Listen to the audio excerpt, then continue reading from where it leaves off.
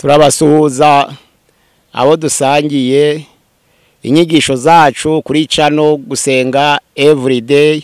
Tugiye gukomeza aho twari tugeze ku byahishuwe ibice 9. Tubanza kubibutsa aho twari tugeze ku murongo wa 13 w'ibice 8. Twaganiriye ko nabonye ikizu kiguruka kiringanije ijuru kivuga ijwi rirenga kiti ni ishano rizabunwa n'abari mu isi kubwo izindi mpana z'abamarayika batatu zigiye kuvuzwa. Ikizu ni symbole du jugement, ni ikimenyetso cy'urubanza. Iyo abantu bagiye gucirwaho iteka, ikizu kiguruka kinyura hejuru yabo kikaba gishushanya urubanza. Noneho tugiye gusoma ku gice cya 9 aho twari tugeze umurongo wa mbere turageza kwa 2, twumva uko atubwira ibyahishuwe igice cya 9 umurongo wa mbere turageza kwa 2. Marayika wa 5 avuza impanda, mbona inyenyeri iguye mu isi ivuye mu ijuru, ihabwa urufunguzo rwo gufungura urwobo rw'ikuzimu. Ifungura urwobo rw'ikuzimu ruvamo umwotsi ucumba nk'uwitanura rinini. Izuba n'ikirere byizimishwa n'umwotsi wo muri urwo rwobo. Twabonye inyenyeri ivuye mu ijuru igwa ku isi. Iyo nyenyeri yari ifite urufunguzo rwo gufungura ikuzimu. Irafungura muri rwa rwobo havamo umwotsi mwinshi cyane. Uwo mwotsi waracumbye wizimisha ikirere n'izuba. Iyo nyenyeri isobanura Satani, ariwe mutware w'abadayimoni. Naho uwo mwotsi ni abadayimoni bose b'ikuzimu bari bawuzamukiyemo kugira ngo bizimishe ikirere n'izuba. Abadayimoni rero kuko ari abanyebinyoma na Satani akaba ari se w'ibinyoma, baza baje kuzimya ukuri.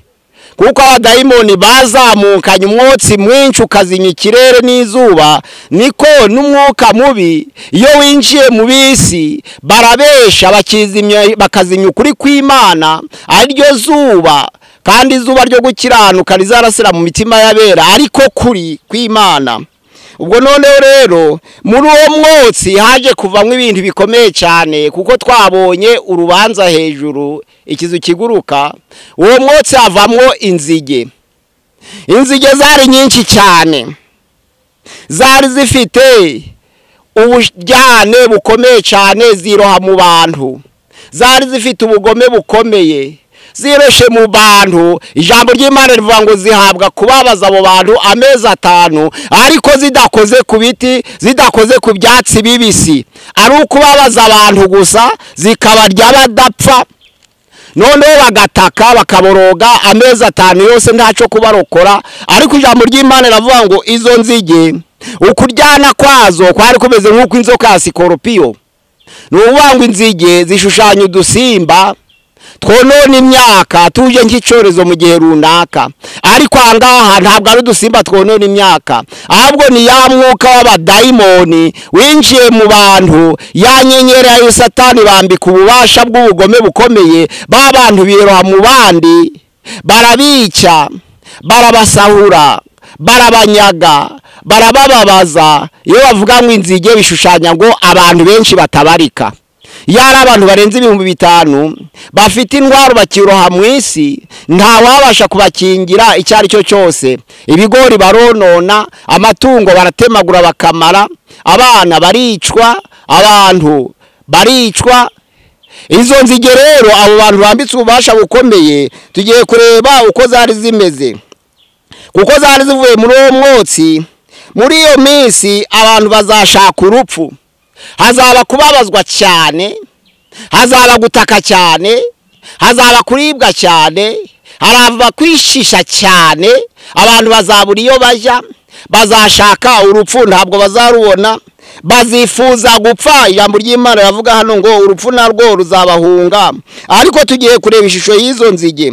Ijambo ry'Imana yavuga ngo iyo nzige yari isa n'amafarashi yiteguriye intambara.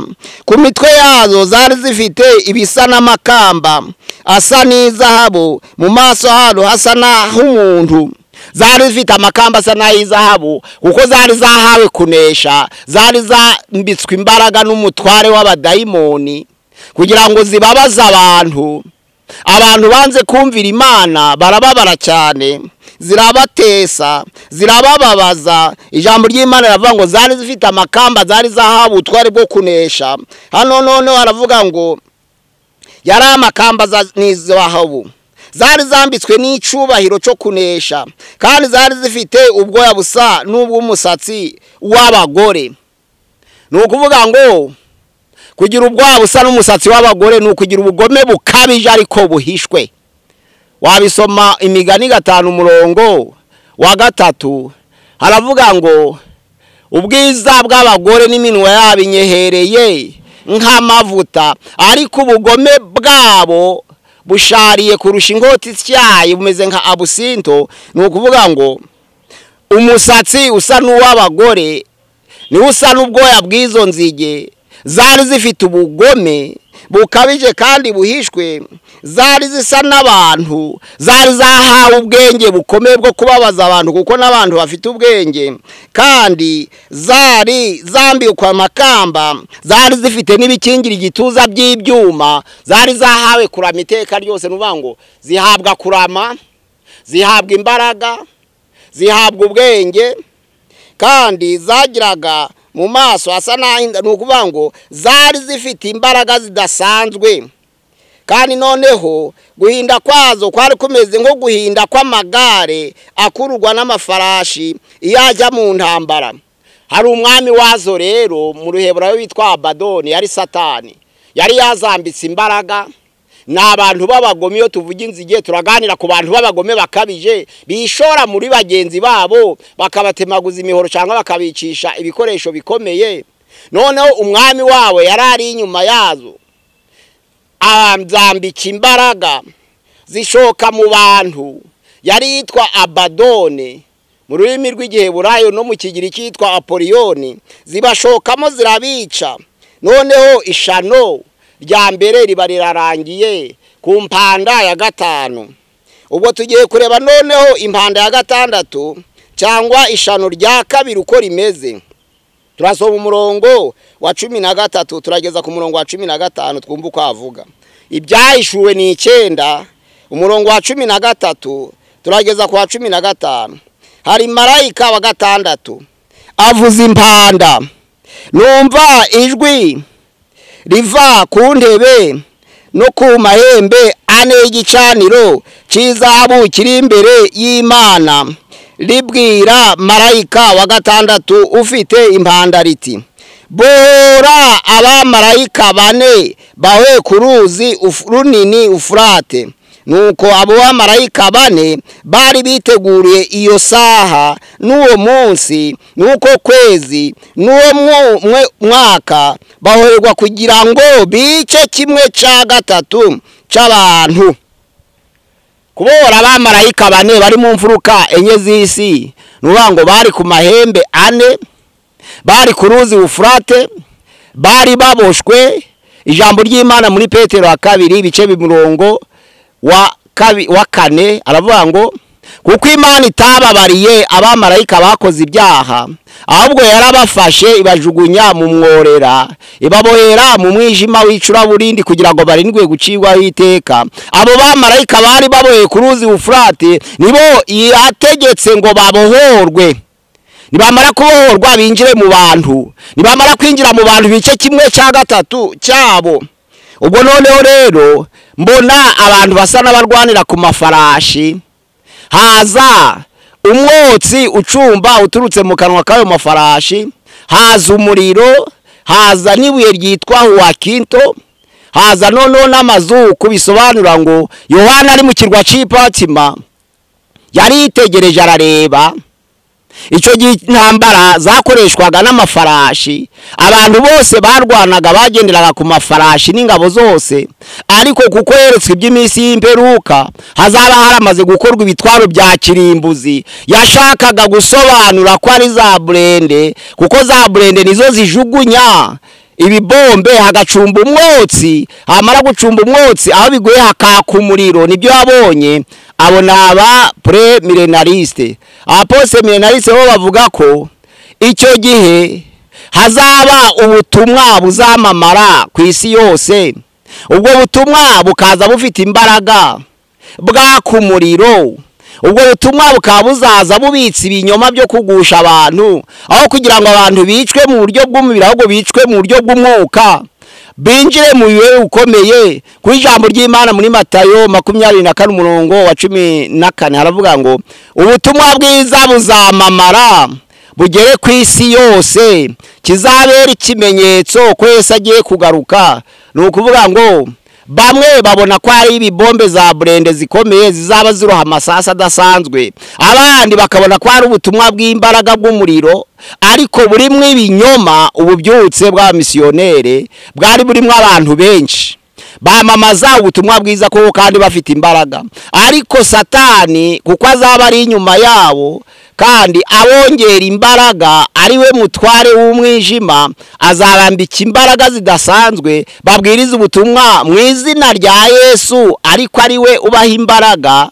Nizo mpamvu uwo mutware witwa Abadone Apoliyoni azaba ari we animatere utanga ubwo butumwa. Haba ubuyobe bwinshi. Mu kinyejana ca 19 na 18 habaye ububyutse bukomeye, abantu bavuga ubutumwa bwiza, abamisiyonere barahaguruka, ariko ntibibuje ko habonetsemwo abavuze n'amatariki yo kugaruka kwa Yesu atariyo. Urugero, John Wesley yavuze ukuri, avuga ubutumwa bwiza bw'ukuri, ariko William Mirere yavuze ubutumwa bwiza buyobya abera. Mario Branham yavuze ubutumwa bwiza buyobya abera. Charles Taze Russell yavuze ubutumwa buyobya abera, n'abandi benshi, na Joseph Smith wazanye muvema icyama cyitwa ic'abamorumo, yazanye ubutumwa bukomeye. Yari afite ububyutse, yari afite amayerekwa, ariko azana ububyutse buyobya abantu. Ubwo nukuvuga ngo icyo gihe ku munsi w'imperuka bazaba ari abantu bambitswe imbaraga z'ubugome bukomeye, ariko Satani yongere yambika imbaraga bavuga butumwa, bazana ububyutse butari bwo bw'ibinyoma, kuko azi kwihinduranya. Nk'uko ijambo ry'Imana rivuga ngo ntabwo ari igitangaza, kuko Satani ubwe nawe azi kwihindura nka marayika w'umucyo. Ntabwo ari igitangaza kugira ngo abakorera Satani nabo bagira ubwo bushobozi bwo kwihindura nk'abagabura ibyo gukiranuka, ariko ngo iherezo ryabo rizahwana n'imirimo yabo. Ubwangaha rero abantu bose bazabona ibintu biteye ubwoba, nubwo bazabona umuriro, nubwo bazabona amazuku, nubwo bazabona umwotsi ucumba. Ijambo ry'Imana riravuga ngo ntabwo barakihana ingeso zabo mbi, ngo bareke gusenga ibishushanyo byakozwe mu byuma, byakozwe mu biti bibajwe, ngo bareke gusenga abadayimoni n'ibigirwamana bindi, ngo bareke uburozi bwabo, bihane ubwicanyi bwabo, bihane ubusambanyi bwabo, ahubwo bazabirebera gusa, maze kurimbuka gutebutse kuzabatungure. Ni ukuvuga ngo igice cya 9 kitubwira iki? Kitubwira imbaraga z'inzige zizoherezwa mu bantu, aribo bantu bazongerwa ubugome bukabije, biroye muri bagenzi babo, babicisha inkota n'ubundi bwanzi bukabije, babanyage, babatsembatsembe, kubw'ingaruka yo kwambikwa imbaraga na nyenyeri zaba yamanutse. Babantu ntibazemera no kwihana, kuko bazaba barinangiye imitima yabo, ariko kurimbuka kwabo gutebutse kuzaba kugeze. Ijambo ry'Imana rivuga ngo bamwe ntabwo bazihana ubujura bwabo, abandi ntabwo bazihana uburozi, abandi ntabwo bazihana ubusambanyi, abandi ntabwo bazihana ubujura, nubwo bazaba bahuye n'ibikomeye, nubwo bazaba bahuye n'ibibabaza. Ubwo muri icyo gihe rero niho Yohana yaje guhindura iyerekwa, yinjira ahantu abona agatabo kari mu ntoke za marayika, yerekwa ko akwiye kugaconshomera. Ibice 10 umurongo wa mbere haravuga ngo mbona marayika wundi ukomeye amanuka ava mu ijuru, yambaye igicu, umukororombya uri ku mutwe we, mu maso he hasaga n'izuba, ibirenge bye bisa n'inkingi z'umuriro, mu ntoke ze yari afite agatabo kabumbutse, nuko ashira ikirenge cye cy'iburyo ku nyanja n'icy'ibumoso agishira ku butaka. Yaramanutse yeretswa agatabo kari mu ntoke za marayika uwo nguwo. Ijwi riramubwira ngo genda wakira ko gatabo ka marayika ugaconshomere. Aramanuka, marayika ashira ikirenge cye ku nyanja, arongera ashira ikirenge cye ku butaka. Asanga marayika uwo afata ka gatabo aragaconshomera. Amaze kugaconshomera, ijambo ry'Imana yavuga ngo mu kanwa kararyoherera. Kamaze kuryoherera karamanuka, kageze mu nda karasharira. Byari bishaka gusobanura iki? Yarahawe ubutumwa bwo kwamamaza mu mahanga yose, no mu moko yose, no mu ndimi zose, no mu miryango yose, ndetse akagera no mu bami bose. Ariko bwa butumwa bwiza yaramaze guhabwa, yaragomba kubwitondera kuko bwari bufite ingaruka. Cyambere bwaryohereye mu kanwa, bwakirana imbaraga, ariko bugeze mu nda n'ukuvanga amaze kubumira kubwakira. Abujanira abami, abujanira amahanga yose, abujanira imiryango yose, abujanira indimi zose. Bugiye kumusharirira buza mu buryo bukurikira. Yagombaga kubabazwa azira ubutumwa bwiza, kuko yari ari mu kirwa cy'Ipatima bamuhora ijambo ry'Imana no guhamya kwa Yesu. Yagombaga kuzira ibyo yavuze.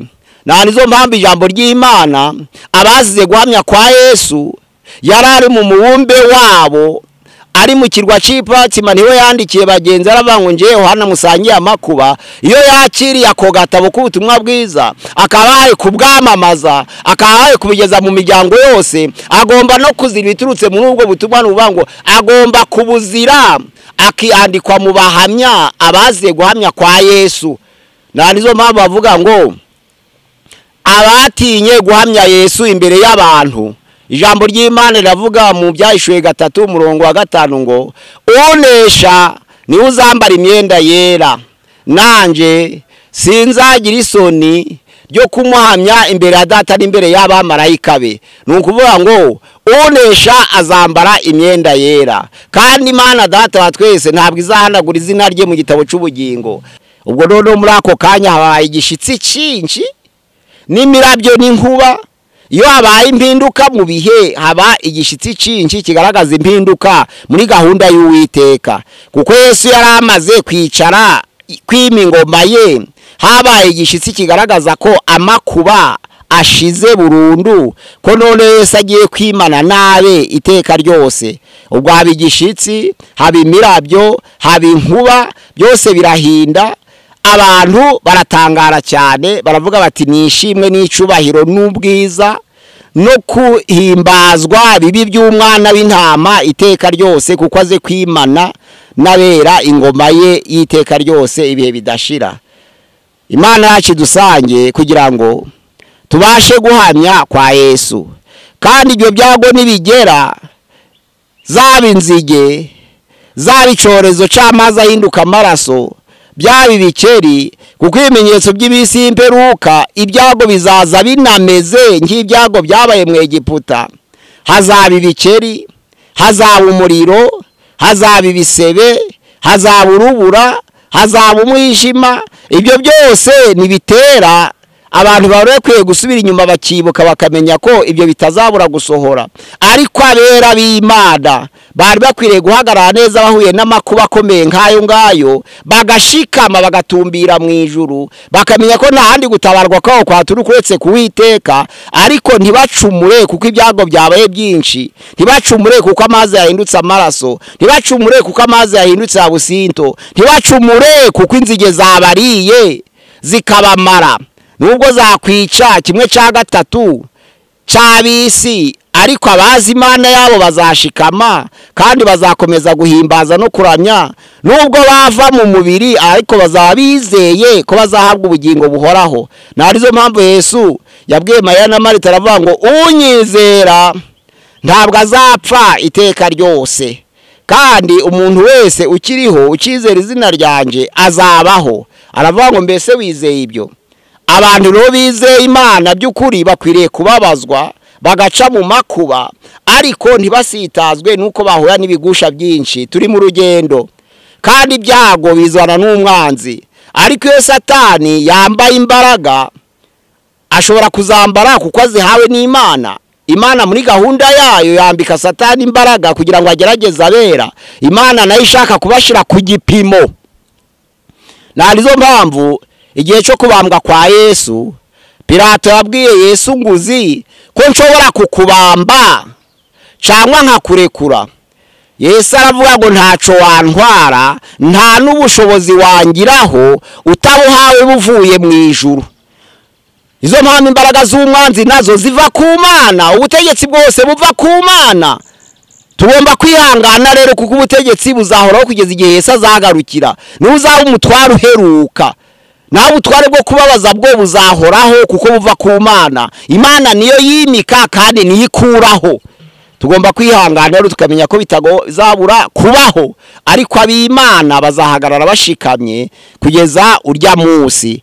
Narizo mpamvu Pawulo yatanze ubuhamya aravuga ngo nico gituma mbabazwa ntya, nyamara singira isoni, kuko nzuwo nizeye uwariwe, kandi nzi neza ko abasha kubika ikibitsanyo namubikije kugeza urya munsi.